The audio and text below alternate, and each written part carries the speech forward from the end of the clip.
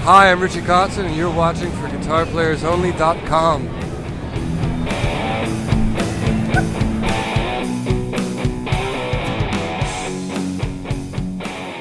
Hi everyone, John Liebman here. You're watching for GuitarPlayersOnly.com. We're back here at the Tech 21 booth once again with our old friend Richie Kotzen. How you doing, Richie? That's me. We did an interview about 5 feet from here 3 years ago. And the first thing that I remember was what a cool mom you had growing up, because my mom wasn't into Hendrix and Janis Joplin and the Doors. I told you. That's good. Yeah, you got a good memory. And we talked about your upbringing. It's a great interview. Check it out. Just put Richie Kotzen in the search thing, and that other interview will pop up. You can get the whole story. But that was 3 years ago. So you were talking about your then upcoming record, Salting Earth, which has been out for almost 3 years now. Exactly. And you've got some other recordings in the works. Why don't you tell us about that? Well, I will tell you. I have a new record. It's called 5450, and I am turning 50 on February 3rd. It is a 50-song album, and it's all stuff you've never heard, songs that I wrote. It's not cover songs. It's not some compilation. It's not re-records. It's not remastered. It's all stuff that to your ears is brand new. And the reason I say it that way is because I had originally recorded what would have been a normal record, like 12, 13 songs, and I went on tour, and I took my studio hard drive with me, and I started going through the archives, and I realized, wow, I have a lot of really cool stuff that just needs some finishing touches, and some things that are ideas that need to be fully developed. And I thought to myself, why just have this sit on this hard drive? When I go home, I should finish it. And so while I was on the road, I started listening and coming up with some lyrics and doing this and doing that. And when I came off the road, I spent about 3.5 months working at a very leisurely pace. And in the end, I got to the number 50. And when I got to 50, I stopped. So I could have went further, but I stopped. So there's still stuff that's undeveloped.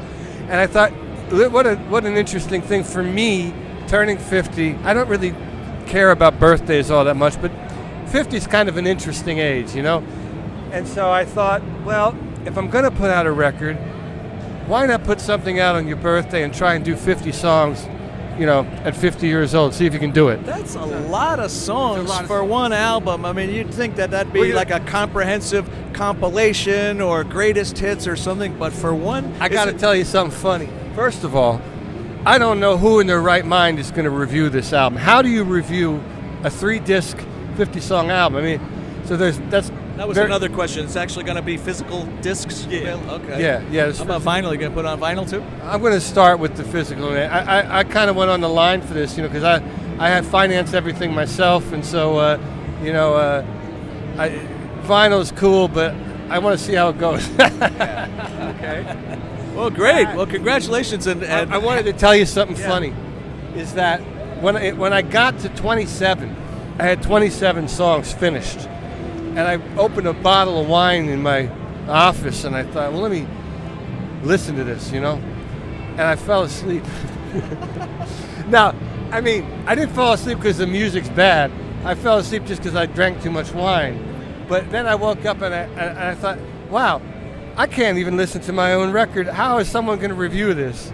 I mean, I'm taking the piss out of myself. But I think it's the best record I ever made, for real.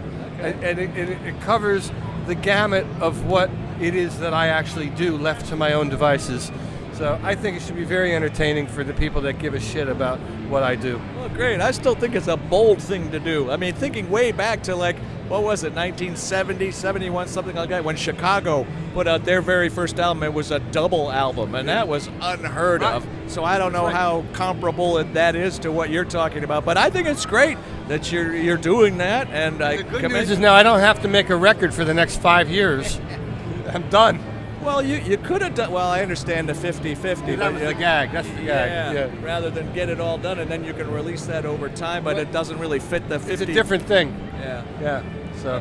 Okay, what are you going to do for your 60th birthday? Hopefully I'm retired by then. Hey, I also wanted to commend you on. I've gotten to know Greg Howe over the years, and I've interviewed him a few times. And he's got a great album. And there's the last song on it's called Shady Lane that you sing on, and I think it sounds great. Well, thank you for that. I told Greg when he sent it to me, whoever he had singing on the original version, I thought did it better than me, and I tried to do what I could with it. I hope. Well, you said you like it, so very much. I hope Greg. Greg told me he liked it. I don't think that train's gonna ever come. Yeah, but you do it better.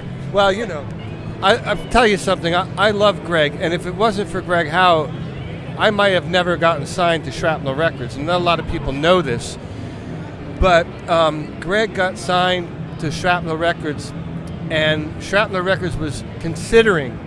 That's Mike Varney, right? Right. Yeah. Mike Varney was considering signing me, and he told Greg to check me out. And I drove from Reading up to Easton, Pennsylvania, and I went to Greg's house, and I sat in his room, and we jammed together. And I guess he told Mike Varney, yeah, Richie's good, you can sign him. But imagine if he would have said, this kid's no good. I would have never gotten a deal. So, Greg and I go way back. I love Greg. He's one of my top 5 favorite guitar players on the planet, ever. So, I was happy to be a part of his record. Glad things turned out the way they did. I don't know if I mentioned or not, but we're sitting here in the Tech 21 booth. We are. Look, and there's my picture. There's your picture. Why are we here? You play Tech 21 stuff. Which of their products do you play? What do you like about them? Tell us about your Tech 21 gear. I have a product called the Fly Rig, and it's a product that the idea came from out of necessity. And the way it worked is this. I was using a Tech 21 delay, and I was using a different overdrive that a friend of mine had made for me. And back then I was playing Fender amps, and I was playing a Fender Twin, so I had the foot switch for the Twin, which is the reverb and the tremolo. I had the overdrive, which was 2 switches, and I had the delay, which is 2 switches. And I took it upon myself to dissect everything and put it in this little box, and I made it myself. And I went to the electric store, and I bought this crude panel, and I put the switches on it, and I put all the electronics and jammed them in so that everything was hardwired. So I would plug the Fender stereo cable into it. I would go input, output, and then plug the electricity in, and all my rig was right there. And so I had reverb, I had tremolo from the amp, I had the overdrive, and I had a delay. So Andrew Barta, who is Tech 21, came to my house, and I showed this crude thing that I made. And he said, wow, that's a really great idea. I'll tell you something. I'm going to make it the right way, because this thing's going to break the way I made it, So then he made the RK5, the Fly Rig.